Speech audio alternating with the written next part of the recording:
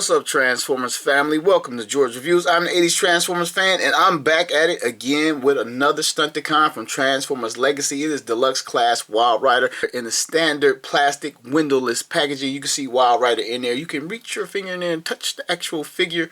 The box itself has some artwork for Wild Rider on the front with guns blazing on the roof of the car.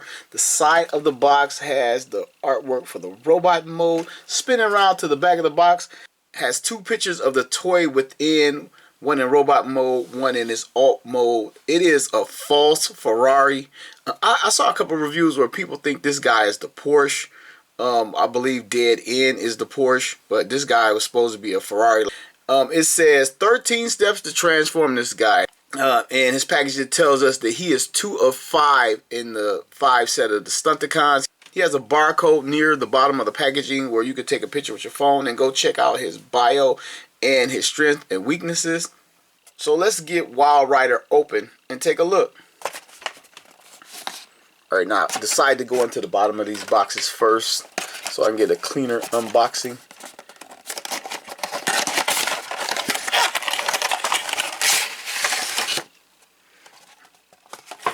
Here's Wild Rider outside of the box. Instruction booklet, yep. Warning label, yep. Wild Rider, yep. Let's get them free.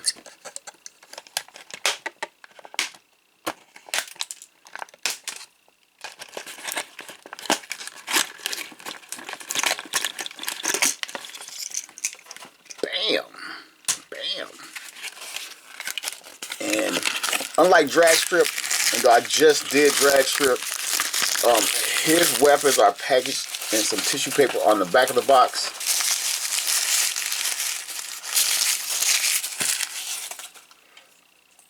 Here are his 2 pistols. Odd color choices. Okay, let's get started. Pull them out of the packaging. This backpack kind of was riding up high. I'm not sure. I don't think it goes like that. On the box, it sits down lower. So I try to move the windshield down like this, and it looks kind of weird. Oh wait, I think maybe the car needs to go together. And like this. That kind of looks weird. The box, it looks like it's about at head level. So I don't know if these pieces separate to get this to come down further. And this still, I don't know if this is right. This looks weird to me.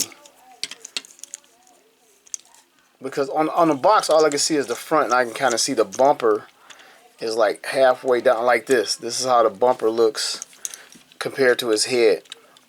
You know, but this kind of looks like a little bit of a mess. So, I'm going to take a peek at the instruction. It does not count towards transformation. Alright, here are the instructions, and they kind of suck because it's only instructions for transformation. I don't need transformation instructions. See, you can see the bumper like right behind his head, and I guess it does separate. Like right here, you can see it, so I think I do have it right. So it just shows the brief transformation. This is one of the smallest instruction booklets I've seen in a while, and that's a good thing, especially the way I do things around here. So bringing them back, let's get his arm situation, rotate him around. And here is our Wild Rider, the craziest, most loud, boisterous of all the Stunticons. At least he was in the cartoon. Bringing him forward. It's not a lot going on. He's this bluish gray plastic. It looks kind of cool. I didn't realize it had like a little tinge to it, a blue tint to it, until I got it out of the packaging. We got some red paint on the forearms. Some of it's not applied that well, but it's not bad. We got silver on the chest with some blue. His face is a red paint. His face looks just like the cartoon by my memory. And you know what? Let's pull up a pic and see how much it looks like the pic. So yeah, they sort of nailed that. He looks just like the cartoon. Very, very cool. Nothing like the toy. Everybody had a square head on the Generation 1 toy. Spinning his head around, we got a piece of plastic. This like usually meant or an indication of light piping, but his eyes are painted silver. That looks like silver. So there's nothing light piping about that. The rest of his body From the chest on down, there is no paint. It's just plastic. They kept it simple for this figure. Spinning around, same thing going on. It's just plastic. But on his arms, again, we have the red, a brighter red right here. And on the door, we have like a pearlescent red right there. I got a little bit of nicking right here. It's a little bit unfortunate. It's not terrible, but... So not a lot going on in terms of paint. So let's go into his articulation. His head will just 360. I don't think we're going to get any up or down out of it. So he can't look up if you pull like a little turtle maneuver, like part transformed. And then I see his chest starting to give, and you can kind of force him to look down if you needed some pictures taken or whatever. So it's a little bit there. His arms up to the side this far. Bicep swivel 360 on that. Elbow joint just a straight 90 out of that. Coming to his wrist, and there's some paint splotched in there. You can see it. Coming to his wrist is just a fold away for transformation, but he has a well molded in fist right there, thumb and fingers included. Coming to his waist with no crunch on any of these figures. Fully 360 backpack, total clearance. His leg articulation is as follows. Bam, up this far. Bam, out to the side this far. Bam, to the back this far, which is a lot. Switching to his thigh swivel, 360, bam. Knee bend, bam. Rocker for his feet, bam. Only side to side, not front to back out of that. Well, I guess you could get some front. I think this is some transformation action going on, but it does do that. So let's take a look at his guns. Here are the two guns, and I'm not sure. I don't think these are reminiscent of the Generation 1. I'll probably have to break out the packaging, take a look. They are identical black plastic guns with some like pearlescent purple paint, like a metallic purple on them, and they combine. I thought we were done with this whole pistol combining thing. Like, I've had my fill of it, honestly. And right here on top, my paint could be done better. It's kind of like washed away. You can see that right here. But these things combine for people who love that. And again, it's the exact same gun twice. There's not a left and a right. So you have this peg jutting out the right side of both of the guns. Or is it the left side, depending on, you know, whatever. So we can get him in his hand. And as wild Rider was, as crazy as personality was, I think he's kind of suited to wield two guns. And man, these arms are very tight. I'm trying to move them around, but they are very tight for a figure of this scale. So he actually looks good with the two guns. You know, I was kind of tripping. I was complaining a little bit in there in my commentary, but he looks good with the two guns, actually. But what doesn't look good is like this little opening right. I think, let me see. I think we're just going to have it riding high and keep it as one piece. So I don't think this is official, everybody, so don't correct me on this. But I think I like it better like this, as one backpack. Alright, let's get Wild Rider transformed. I'm going to bring it forward. You know what? First I'm going to reconfigure this backpack to where it should be, or where I believe the directions say it's supposed to be. Because I switched it around because that's how I liked it. So anyway, we're going to fold up the hands right into the forearms. Boom. Boom. Put these arms back down because they become the doors in car mode. Open up his chest. Just tuck his head away. Really simple. And I don't know if I should rotate that, but his face is just sticking up right here. I'll leave it like that for right now. And swing around to the back and bring this forward. And I guess I could have left it the way it was. And there's some slots right here and some tabs right here. I don't know if I'm just kind of friction them in there. Just put them in there. Like that. Close down the front windshield. Get a little snap out of that. Now for the legs, open up the feet or fold down the feet. And we're going to rotate the waist around. Now open up the leg compartments.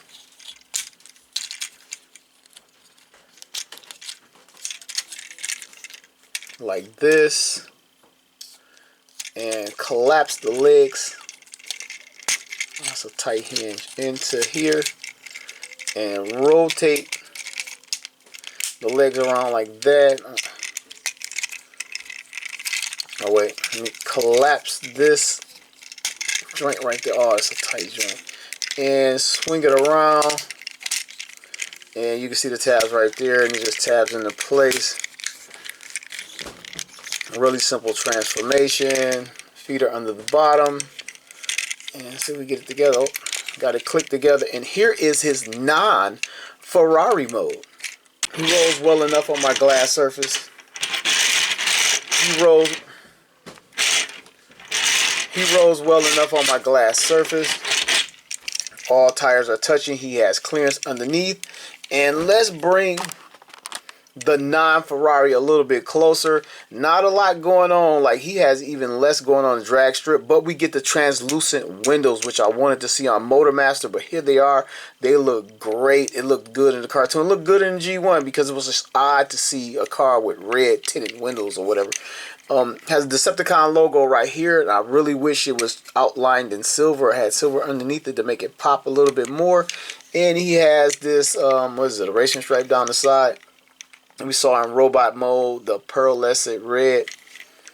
Back of the car, he has some molded in tail lights. I guess that's kind of cool. I actually didn't expect that. And the striping continued down this side. It could have been done in a heavier coat of paint right there. Tires have some molded in treads. The rims are painted silver. We are happy for that. But other than that, that's not a lot going on. Let's put him down and see how much he looks like the cartoon model.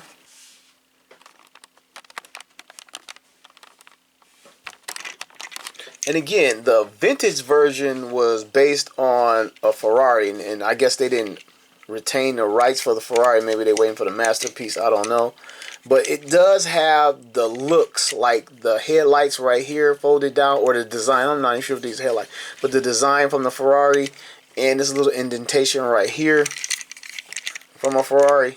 So it's Ferrari-esque. I mean, it's close enough for me. I like it, actually. Oh, in the front. Let's take a look at the front. We got some molded in headlights right there and a little bit of a grille. So, yeah, a little bit of detail going on. And earlier, I kind of said this was a grayish blue, but it's more of a grayish green. I don't know how to explain it. Like, I once had some kangaroo boots as a kid that was like this color. If any of y'all remember kangaroo boots, that means you're old like me. So, yeah. Looks pretty good. Let's get his car mode weaponized. We can take his two guns and stick them on the roof of the car. Bam. And bam. And while I'm not going to break him out, I'm pretty sure he holds the blast effects because that looks like the same size port right there. And you can add the blast effects. And I guess he dual wheels because the G1 came with the dual cannons that mounted from the back to the top, and I guess this is what this is supposed to represent. So you can just go single gun in robot mode and have that, and you can put these up here and have that dual cannon in car mode. And now that I've thought about it, it actually makes sense. And something else, like I'm just overlooking it. He has molded in mirrors. Again, overlooked and not expected, and I'll take it. So let me break out the G1. Mine is on the European card, and you can see like the Ferrari little indentation right there and the little design on the hood. Not a whole lot to it, but it's easily recognizable as Wild Rider. If you had it as a kid and hadn't seen Transformers in 30 years and you saw this somewhere, you would think to yourself, that looks like Wild Rider from the cartoon and the Generation 1 toy. So yeah, they pulled that off in that regard. But enough of that, let's get on to some size up and some rundown. In vehicle mode, here is Combiner Wars Wild Rider. And as you can see, the Deluxe class was once a lot beefier. I mean, in terms of length, they're about the same. But this guy is definitely beefier and heftier. May have a little bit more paint apps sprinkled around. He has the homage to the Generation 1 sticker right here on the hood. And look at the painted logo outlined in the silver right there. Here he is next to Generation 1 Sideswipe. Check these guys out. Sort of kind of comparable. He's noticeably bigger, but it's not too terrible if you want to kind of get the G1 face-off going on. Here he is with fellow Deluxe class Trax. Check these guys. He's actually bigger than Trax. Last but not least, his Stunticon brethren. These guys are ready to rule the road. We just need 2 more. Like, gangway! Alright fam, I'm always forgetting something. I want to show you guys the combined limb mode real quick.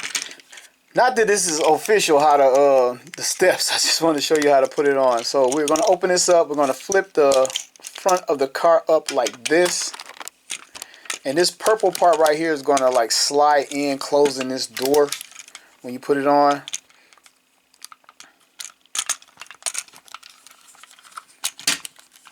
And it fits in very securely, and you kind of just bring the front of the car, which is like the reverse foot. I wish it could, I guess it could go the other way, maybe if you spun it around and have this be the front. I think seeing the car is better, but that's something for another day in the final combined review. But this is what you got. I think I got this one right. And speaking of getting it right, in my drag strip review, I kind of fumbled about to try to pull this apart. So I want to correct that because I have the opportunity.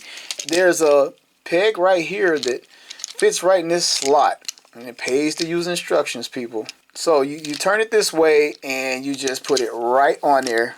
And it frees this part for you. So you don't have to struggle like I did. And then you place it right here.